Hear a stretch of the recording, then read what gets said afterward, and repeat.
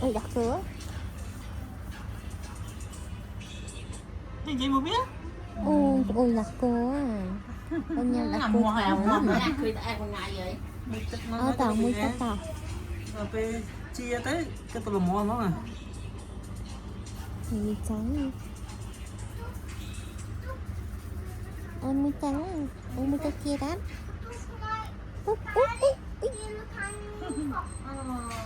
Ôi đã xinh. Nào, phải riêng cái đá đây cả bây giờ. Chơi. Cái này cơ này, cái này ập sữa này. Con sữa nó vừa Cái rồi. nào tí kinh cơ thì tôi lại luôn cho mình. Con sữa nó vừa rồi.